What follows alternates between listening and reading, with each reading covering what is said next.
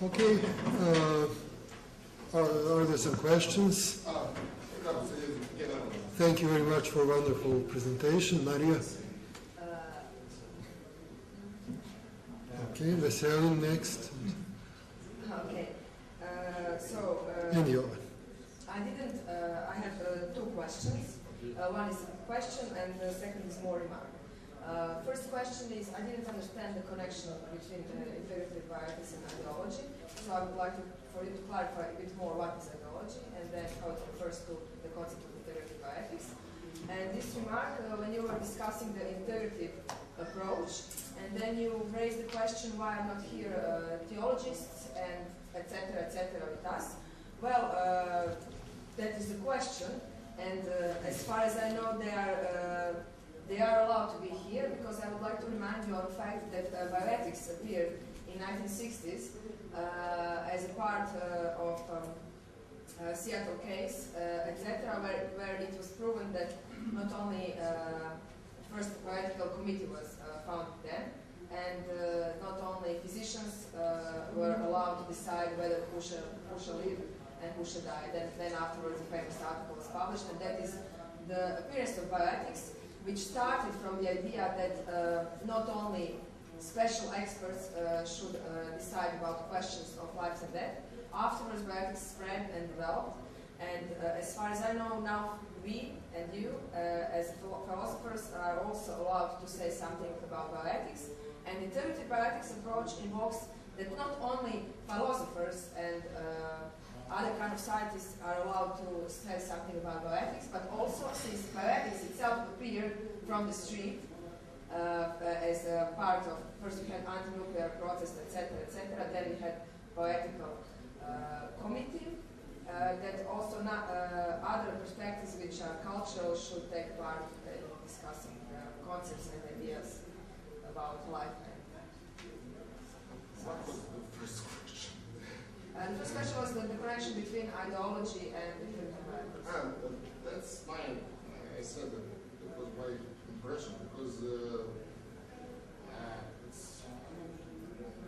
we have too many pages written on bioethics, and ideology typically produce more pages than it is needed to send the message. You need only 25 pages to send the message, not 2,500. And that is a sign.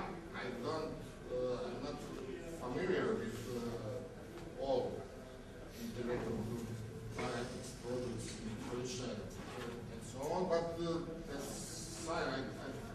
I had on my studies of philosophy 150 titles for history and theory of Marxism. Titles, not pages. For obligatory literature. Proliferation of something that is the best basis of integrative approaches pretty clear. You can take this and this, but it is something that is concept of bioethics in itself. That's nothing new. My point is that philosophers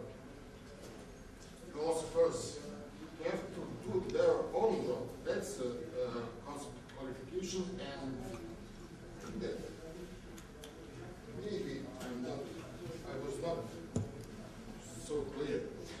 And to define horizon of rational discussion. And that's difference between researching, teaching, and preaching. And that is the reason why I don't think that we can invite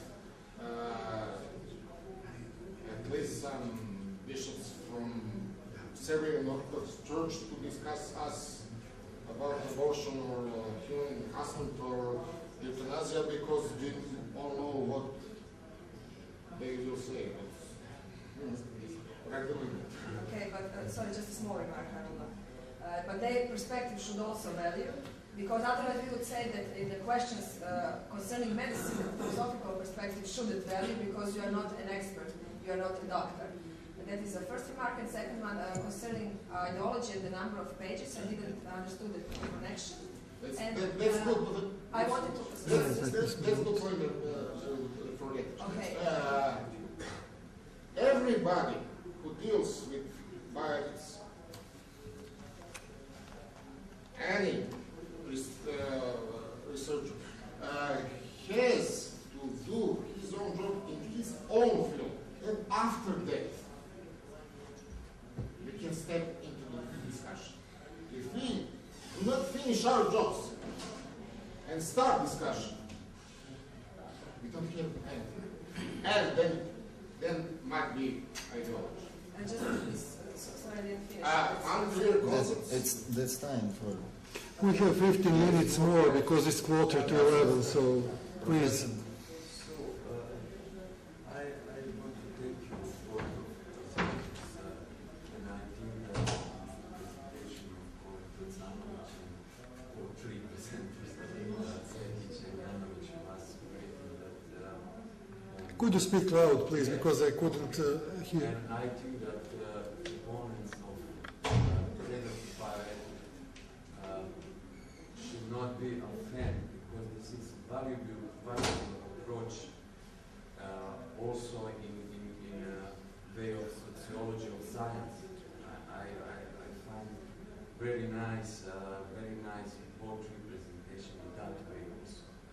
And the question or more answer of Maria's question is the integrative bioethics and ideology. So I think yes. Why?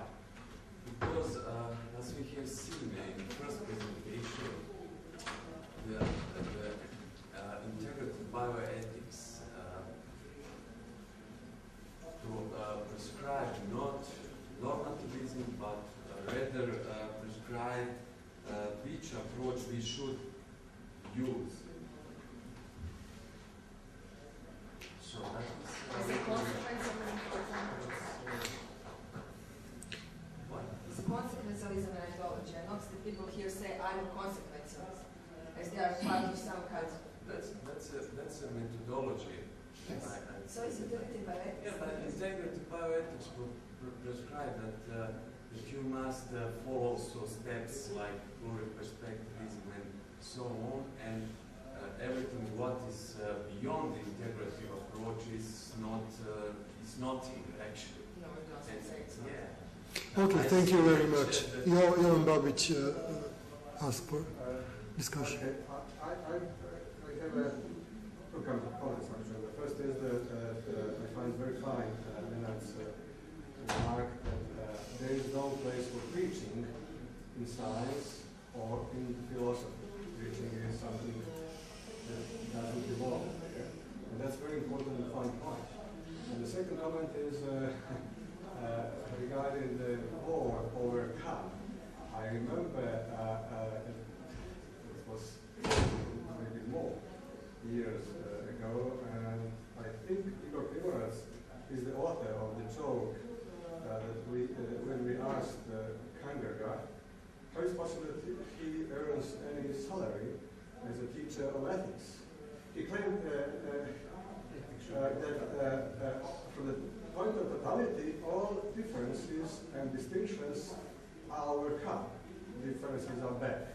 So the difference between is and ought, which is the most, absolutely most basic supposition of ethics, doesn't exist. And that was what Kangerga claimed. And I think it was Igor, asking, how you earn your salary if there is nothing of the sort that you could be able to teach. There is no ethics, and you claim to be the professor of ethics. So that's Okay, what was your question? I'm not. That's just a short. Oh, yeah, that's just a brief comment. Okay. Okay, thank The you. most important word actually in Nenad's presentation was the discussion of that particular term, overcome. Overcome is the source of many confusions and misunderstandings in the whole field. So you don't have any question, just comment. Okay, Nenad, please. What is your opinion? Do we need bioethics at all? Jonathan Barron was precise against bioethics. We just need philosophy. So what is your opinion about that? I'm not Professor Kramer. I get my salary. So I think that ethics cannot be overcome by bioethics. But my point is that first, everybody has to do their own jobs in their fields, and after that, more prospective integration, dialogue, fruitful discussion. If you have unclear, ambiguous concepts, and you are overzealous, you are preaching. You're not preaching, you're researching. And our philosophy job is to not do all that confusion and to define that theoretical horizon of rational. Okay, how can you overcome the shortcoming of the ethics committee composition? There's just one lay person in clinical medicine, and the lawyer is that person, not philosopher. I would argue, I would propose to some other people to include lay person, philosopher, some other, but currently there's just a lawyer. That's okay. Let's go back. That's it. Those are codes. That's not morality and not morals. Those are codes, and interpretation of codes is better if you let professionals to do that, not philosophers. Ethics is philosophy of morals, not of some specific thought. So philosophers are not necessary in the discussion. Masters could do not invite philosophers to be concierge.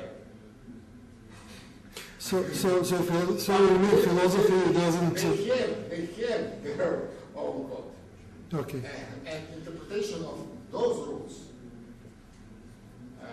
which are inside some field, is better than somebody from that field. I'm sure that Professor Babic would not agree with you because he's member of the ethics committee. Maybe no member. Not whole. Okay, thank you very much. Any other question? Just few minutes left. Okay, thank you. Only one closing remarks. Thank you very much to all presenters, to all audience, but I think that tonight I will have some little bit nightmares about integrity bioethics. Thank you very much.